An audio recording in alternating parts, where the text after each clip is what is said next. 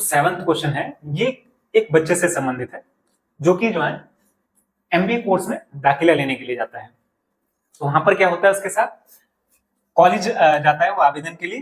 Clerk जो है, clerk ने उसके आवेदन लेने से मना कर दिया।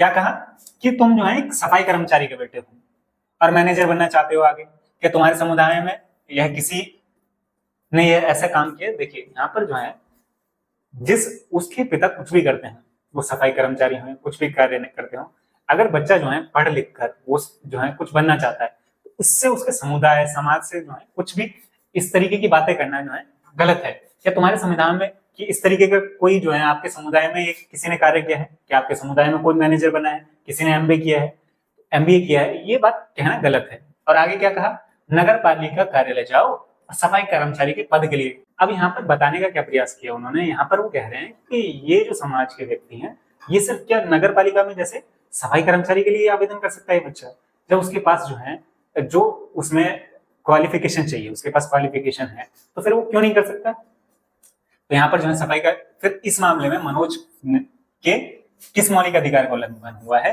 और मनोज द्वारा जिला कलेक्टर के लिखे पत्र में इसका उल्लेख करें।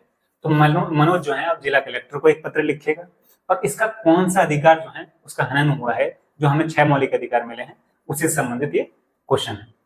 तो देखिए हमारा जो मौलिक अधिकार है उसमें प्रथम जो मौलिक अधिकार है उसमें समानता का अधिकार है। उस समानता के अधिकार का ही यहाँ पर हनन हो रहा है, क्योंकि सभी को समान अवसर की समानता मिले, वो जो है किसी भी पद पर जो है कोई भी व्यक्ति जिसके पास जो है वो क्वालिफिकेशन है वो उसके लिए अप्लाई कर सकता है। पर वहीं पर ही जो है उसके पास क्वालिफिकेशन है, बच्चे के पास, वो अप्लाई करना चाहता है किसी चीज के लिए, तो उससे मना नहीं किया जा सकता। उसी के बारे में हम बात की गई है। तो यहाँ पर जो समानता के अधिकार की जिसकी हम बात कर रहे हैं, उसी के अनुसार भारत का जो प्रत्येक नागरिक है कानून के समक्ष जो है वो स्वतंत्र है, चाहे वो उच्च या निम्न जाति का हो, अमीर हो या गरीब हो, सभी के पास जो है समानता का अधिकार है।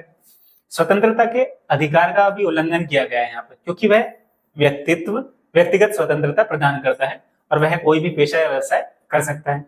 देखिए यहाँ पर दो स्वतंत्रता की बात की, एक तो समानता का अधिकार, यहाँ पर समानता के अधिकार का उसका हनन हुआ, और साथ ही साथ जो है वो कोई भी पेशा और व्यवसाय कर सकता है, कोई भी व्यक्ति कहीं भी जाकर कोई भी पेशा या व्यवसाय कर सकता है, इसका अधिकार भी हमारे स्वतंत्रता के अधिकार आर्टिकल 19 से 22 में दिया गया है। तो उसका भी हनन हुआ है। तो ये दो अधिकारों की बात की गई है यहाँ पे, एक समानता के अधिकार की और एक आपके स्वतंत्रता के अधिकार की, जिसमें पेशा और व्यवसाय करने की जो स्वतंत्रता है उसकी बात की गई थी। तो ये आप जो है इससे संबंधित लिख सकते हैं कि मनोज के जो समानता का अधिकार है और जो स्वतंत्रता का अधिकार था, उस दोनों के अधिकारों का हनन किया गया यहाँ पर, और वो जो है जिला कलेक्टर को इन दोनों अधिकारों के बारे में सूचित करेगा कि इस तरीके का व्यवहार किया गया उसके साथ।